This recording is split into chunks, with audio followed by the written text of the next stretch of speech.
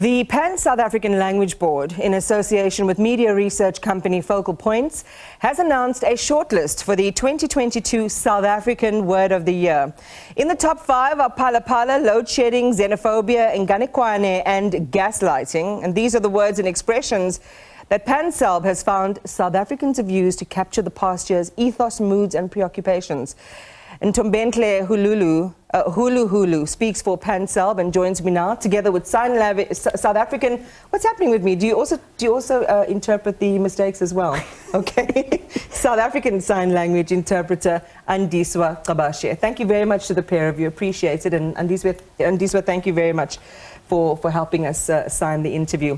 So I want to first of all say that I really enjoy interviews like this. It's nice to talk about things that are fun Yes. and that allow us to look at ourselves through words. So maybe as an opener, let's talk about the criteria that's used to come up with the shortlist.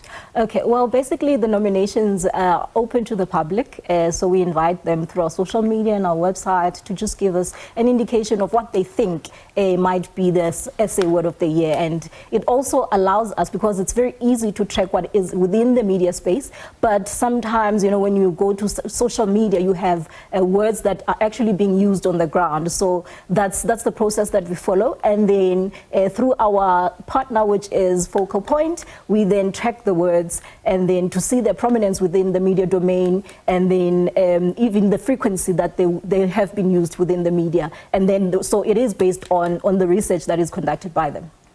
Intimately, it sounds quite complex and quite vast. Some would say, oh, but not everyone has access to social media. And as you say, there's an attempt to make sure that there's a wider representation of some of the words that are used. What I love in the description and the collection of the words is that they are signposts into the heart and soul and the thought patterns of South Africans. Maybe just share with us just some of the associations through the research that created these top 5 words. Okay, well, my favorite obviously is Inganekwane, and I think a lot of people, maybe those who do not know. So it's a word, it's an isiZulu word that means fairy tale or folk tale.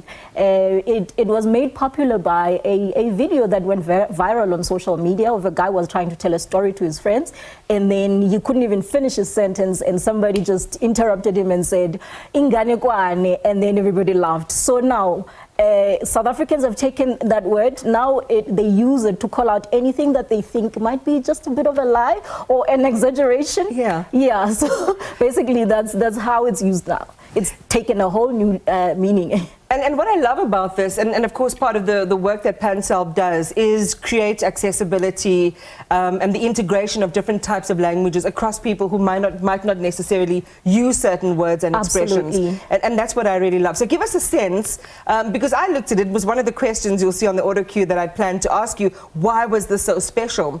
Give us a little example on its usage. You've described the context, but how, you know, in a conversation, how would I say that to somebody if I'm saying, you know, you're telling fairy tales, you're making up stories? You see, I think it is actually best explained by that video when so this guy is saying there was a man when his daughter, they're walking in a forest. And so somebody says, welele Inganekwane. It's like, nah, I'm not buying it. So that's basically when you're saying, nah. Yeah. You know, speaking of Willie, I saw a tweet earlier this week by, I think it was the VC for UCT, in response to something that was said about the campus. But I just want to understand the use of that word Willie for people who might not know. Tell us a little bit about that. I know it's not in the top 5. Yeah, well, Willie, I think, to be honest, I don't think I'd be able to explain what it is. Yeah. It's like iyo. Yeah, or like, all right, maybe, but, I mean, Tiko, at least we can understand what that means, but we use it in certain circumstances. I actually also struggled with one of the words that were nominated, but it didn't make the shortlist. It was wishy-wishy. I'm like, what is this? I had to call my daughter and be like, what is this? Like wishy-washy? No, they say, yeah, I think maybe something that is unclear, right? Yeah, it's not quite there. Not there. Yeah. I love that. And the interesting thing in Ntombentle is that, you know, words have meanings and meaners. So the intention, you know, a word could have a specific meaning on paper, but the way society interprets and reassigns meanings to those words is so fascinating. I mean, some of the other ones, of course, load shedding. I mean, You know, should we even say anything about that? I wanted to ask you though about gaslighting, but that's a word that's been around for a while. Why did it suddenly become so prominent for South Africans now? Well, I think that one is mainly based on, it has some relatedness to gender-based violence, where the perpetrator then would try to manipulate their victim, you know, to try and make them question their reality, you know. So it always has that that power dynamic where the other person, you know, would want you to believe that whatever you think is happening to you isn't really happening, and undermine the credibility, absolutely, and the veracity of what you're saying. It's quite an interesting concoction of words. If you read them all together, I mean, when you were sitting around the table, kind of, you know, made you think, wow, is this really us in 5 words? Really it is, though. It is what South Africa, it really tells the story of South Africa in these past 12 months, really. This is what we have been preoccupied about. And, you know, we know that the media actually influences public discourse. So this is what we are talking about in our private conversations as well. So this is this is a picture of South Africa, really. It really just paints a picture of what it is to be South African in this moment. It's not Inganekwane. Did I use that okay?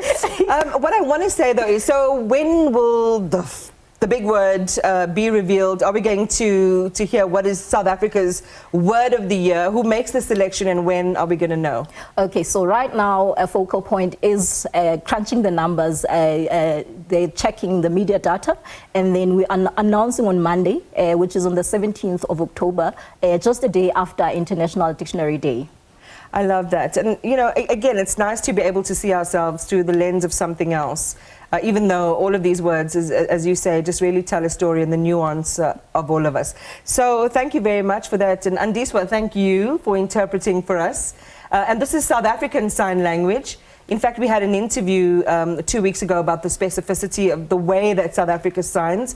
A lot of our viewers may not know that actually, like any language, there are differences. I don't know if you want to add anything on that. Yes, they are different, actually. There's different dialects, even within South Africa, actually. That's why we always want to make it a point that we say South African Sign Language, because it's not enough to just say sign language, because it could be American Sign Language or any other sign language.